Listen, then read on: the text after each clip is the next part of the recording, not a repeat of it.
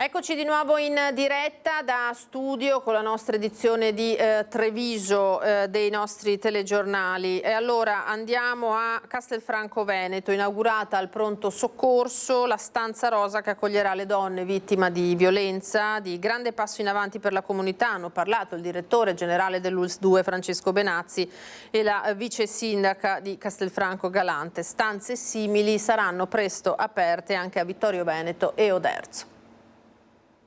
4.973, 220 solo nei primi mesi di quest'anno. Sono le donne identificate e aiutate nell'ULSS 2 da quando è stato adottato nel 2017 il Codice Rosa, protocollo che prevede un percorso dedicato all'accoglienza e alla presa in carico delle donne vittime di violenza nei pronto soccorso e che le accompagna dalla fase del triage fino alle dimissioni.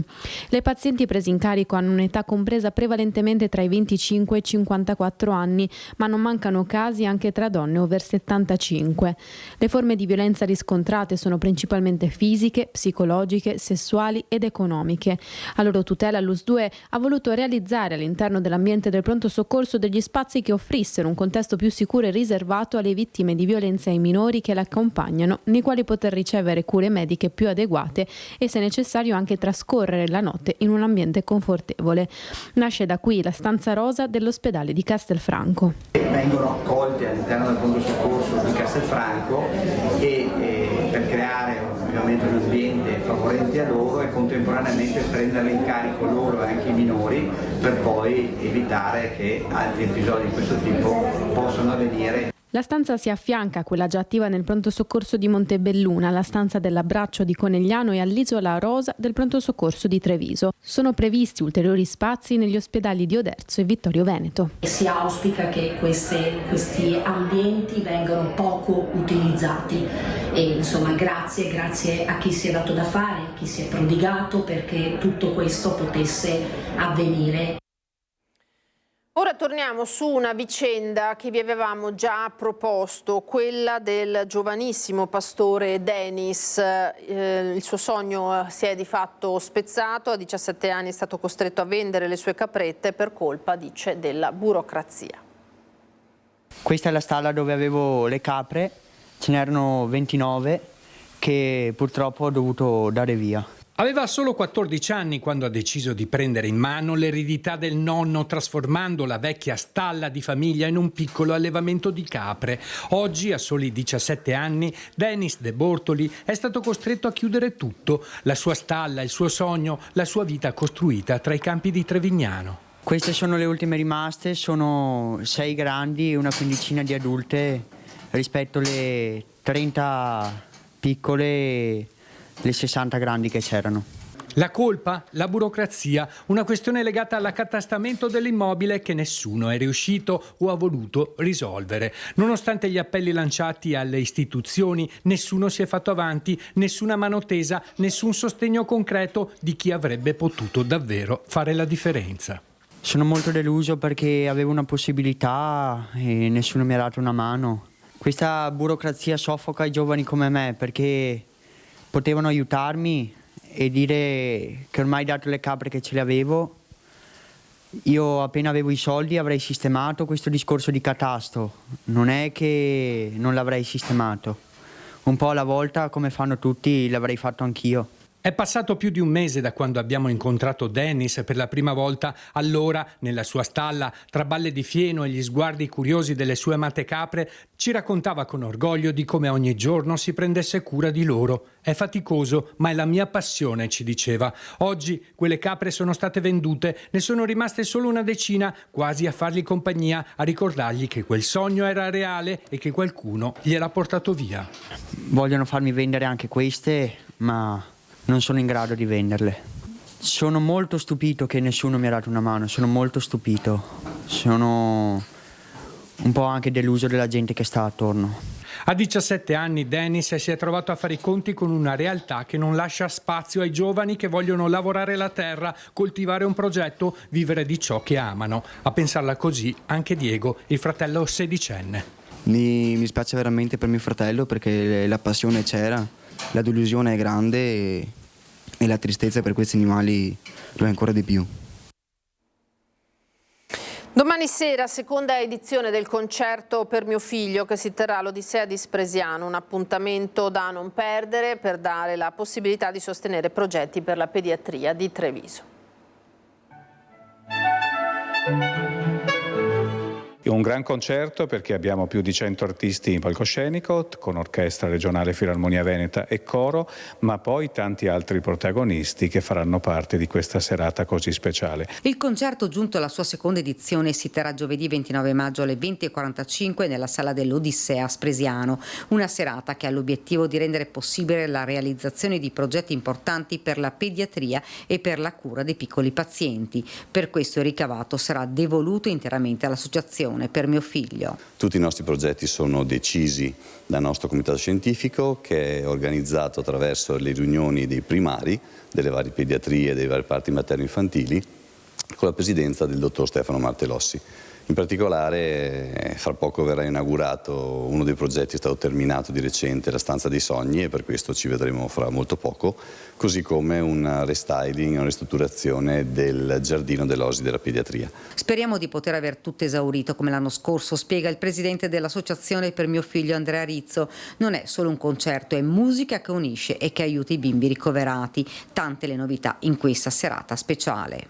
Ci saranno delle novità, una la rivelo subito. Avremo il compositore Francesco Sartori, che ha composto probabilmente la romanza ormai più famosa del mondo, che è Con te partirò. Quest'anno Con te partirò compie 30 anni e abbiamo il compositore al pianoforte che ci farà una grande sorpresa e saremo tutti assieme poi per eseguire questo brano di successo mondiale. L'appello del sindaco di Spresiano Marco Della Pietra: ogni presenza è un contributo e un inno alla solidarietà. Ci saranno anche tanti ospiti e qualche sorpresa che renderà l'evento ancora più unico. Una tradizione che va tenuta viva, una bellezza da conservare. Il gran concerto, ha spiegato Francesco Benazzi, direttore generale dell'ULSS 2. Fra poche ore all'Odissea si abbasseranno le luci per ascoltare le note di un grande concerto. Lo sport adesso, il rugby, perché alla Ghirada è già al lavoro il nuovo tecnico del Benetton. Per me dobbiamo sviluppare la mentalità per competere ogni giorno in Ghirada quando siamo qui. Callum McRae ha le idee chiare. Il nuovo corso del Benetton riparte dalla testa prima che dal fisico. Identità e passione le parole chiave per il coach scozzese che dal 2022 nello staff di Marco Bortolami ne ha raccolto l'eredità in panchina per la nuova stagione. Quella appena terminata, pur con la soddisfazione del percorso in Europa, ha visto il mancato aggancio ai playoff di United Rugby Championship e i biancoverdi ora sono chiamati ad alzare l'asticella delle ambizioni. Prima del rompete le righe estivo, gli allenamenti alla Ghirada. I prossimi 3 settimane abbiamo 2 cose abbiamo focalizzare in particolare. La prima è iniziare il lavoro per preparare fisicamente. Secondo è identificare aree di gioco dove dobbiamo fare più meglio per la stagione prossima. La prestagione si dividerà in 2 blocchi chiari, continua McRae. Il primo si concentra sulla preparazione di carattere fisico e tecnico, il secondo quando i giocatori internazionali torneranno dai loro impegni e in quel periodo dovremo fare un lavoro sul piano di gioco per allineare tutto il gruppo. L'identità della squadra è chiara in futuro, per esempio duro in difesa è l'unica cosa in difesa, anche in attacco. Dobbiamo fare un game plan in attacco con velocità, anche molto organizzato. Ora, continua il coach, si tratta di rendere la squadra consistente in ogni partita, sia in trasferta all'estero che a Monigo. Monigo, già, McRae sa quanto la città ami i colori biancoverdi e un tifo così merita il salto di qualità atteso. Questa squadra è molto significativa per loro e per me che è molto importante. Abbiamo lo stesso passione in campo ogni volta.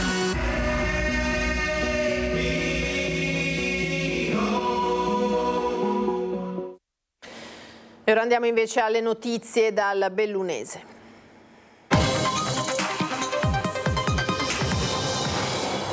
Partiamo dall'omicidio di Lamon. Non ci sarà un funerale per Vladislav Gaio, che ha ucciso il figlio 17enne Riccardo prima di togliersi la vita. È ancora forte l'emozione per la morte di Riccardo, ucciso dal padre Vladislav, che dopo il terribile gesto compiuto si era a sua volta tolto la vita sparandosi. Per lui non ci saranno funerali.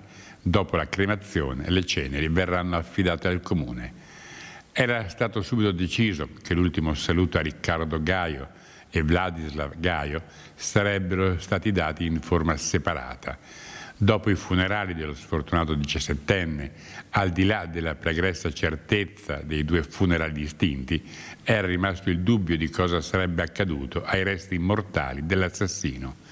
Il funerale di Riccardo era stato celebrato dal vescovo ed era stata attivata una raccolta fondi per mamma e sorella. Ora è arrivata la notizia che a quel funerale non ne farà seguito un secondo. Pubblicato il nuovo bando di gara per la realizzazione della cabinovia Apollonio-Socrepes, dopo 2 mesi e mezzo dall'annullamento della pre-gara, il commissario straordinario Fabio Saldini ha comunicato tramite Simico la riapertura delle procedure per aggiudicare l'appalto per la realizzazione della cabinovia, ritenuta strategica in vista dei Giochi Olimpici di Milano Cortina 2026. Il valore della gara è di oltre 22 milioni, mentre il termine lavori è di appena 287 giorni. Scuola e Olimpiadi. La provincia ha lavorato in questi mesi per mettere a posto tutti i tasselli di un mosaico complesso nel quale l'unica competenza provinciale riguarda il servizio di trasporto pubblico. Dovevamo attendere da Dolomiti Bus i dati che sono arrivati la settimana scorsa. A dirlo è il presidente della provincia Padrin, non mancano però le risposte polemiche. È volontà condivisa che i singoli istituti scolastici siano messi nelle condizioni di scegliere in completa autonomia come gestire il periodo olimpico. Quello che si voleva evitare era che la scelta dipendesse dal trasporto pubblico. Provincia, Regione e Dolomiti Bus stanno lavorando alle ultime criticità per dare una risposta ufficiale e definitiva. È stato un percorso molto complesso, abbiamo ancora un piccolissimo step da fare, ma devo dire che insomma, con la garanzia del trasporto pubblico, in attesa di capire se ci sono problemi di sicurezza e viabilità, soprattutto da parte della questura e della prefettura, devo dire che la partita l'abbiamo chiusa, nel senso che lasceremo la possibilità appunto alle scuole di decidere come è di loro competenza. Noi garantiamo il servizio di trasporto e mi auguro che se tutto andrà bene, insomma, le scuole le avremo tutte aperte durante il periodo olimpico. Una partita quasi chiusa, con quasi tutti d'accordo perché le scuole rimangono aperte, eccezione fatta forse per quelle di Cortina d'Ampezzo, ma con piccate puntualizzazioni sul come si sia arrivati a questa soluzione. Trasporto garantito perché finalmente oggi l'ente di governo si è pronunciato sul punto e ha detto a Dolomitibus che deve lasciare il trasporto pubblico locale così com'è anche durante le Olimpiadi. Questo passaggio, che può sembrare minore, in realtà è fondamentale perché l'ente di governo dei trasporti è l'unico ente preposto dalla Regione e deputato a decidere sui trasporti in provincia, dare indirizzo a Dolomitibus e controllare l'operato di Dolomitibus. A chiedere formalmente la convocazione di questo ente è stata proprio la prima cittadina di Pieve di Cadore, che denuncia in questo senso il temporeggiare di Padrin. Il Presidente ha captato chiaramente la protesta del territorio che non vuole le scuole chiuse, quindi giustamente adesso cerca di giustificare se stesso e la provincia, ma su posizioni opposte, nel senso che io dico voglio una cosa, cioè voglio le scuole aperte, lavoro per farlo, quindi vado all'ente di governo, pongo un ordine del giorno, faccio deliberare gli enti, mentre il Presidente in realtà non riunisce l'ente di governo, non riunisce la provincia, non riunisce nessuno dei tavoli che in realtà avrebbe senso riunire per poi decidere, parla ai giornali. L'argomento è stato oggetto di un vertice tenutosi a Venezia, nella sede di Palazzo Balbi, a cui hanno partecipato anche l'assessore regionale all'istruzione Valeria Mantovan, quelle ai trasporti Elisa De Berti, Fondazione Micco, Fondazione Cortina, Anci Veneto e uffici scolastici. Ieri abbiamo avuto rassicurazione del tavolo organizzato in regione dall'assessore Mantovan, proprio dall'ufficio scolastico regionale, dal dottor Bussetti, che c'era anche la disponibilità di modificare l'orario qualora ci siano le esigenze per garantire, diciamo, un'equa apertura a tutti i ragazzi. Cambiamo tema, 4 concerti gratuiti in località suggestive per portare la gente a scoprire i luoghi più quelli che danno più suggestione appunto delle Dolomiti, musica per far conoscere le montagne. Dolomiti Arena, Slow Mountain Music Festival, una cassa di risonanza per il territorio montano bellunese. Sono concerti gratuiti organizzati per far conoscere i luoghi più suggestivi della provincia. L'edizione 2025 della rassegna si articolerà su 4 appuntamenti. Le date preannunciate sono 28 giugno Paola Turci a Trichiana di Borgo Valbelluna, 19 luglio Malikayan sul Monte Avena, 26 luglio Max Gazzè al lago di Santa Croce in comune di Alpago, 30 agosto i Patagarre a Cimacampo in comune di Arsiè. 4 grandi concerti che si svolgeranno dal 28 di giugno al 30 agosto e che avranno come obiettivo non solo la musica e stare insieme per tutti noi, ma anche dare un bel momento di aggregazione di tutti i turisti e tanti turisti che ci sono in provincia di Belluno. Con queste finalità verrà proposto al prossimo comitato un nuovo fondo grandi eventi con una dotazione finanziaria accompagnata dal monitoraggio di alcuni indicatori, quali il numero di passaggi dei veicoli e il numero di transazioni digitali, che consentano di valutare e misurare in maniera quanto più oggettiva possibile il ritorno economico o meno delle manifestazioni supportate. Sarà un fondo che verrà presentato la prima settimana di giugno al Comitato, sarà un fondo che avrà la capienza di 2,5 milioni di euro biennali e che sicuramente avrà anche delle misurazioni degli interventi. Ad intervento e a finanziamento corrisponderà anche un'analisi di questo, e questo è un passaggio fondamentale per avvicinarti un po' a quello che fa la provincia di Trento e che in qualche maniera diventerà poi un modello da seguire anche nel futuro. Era l'ultimo servizio per questa sera, adesso le previsioni del tempo. A voi tutti una buona serata, arrivederci.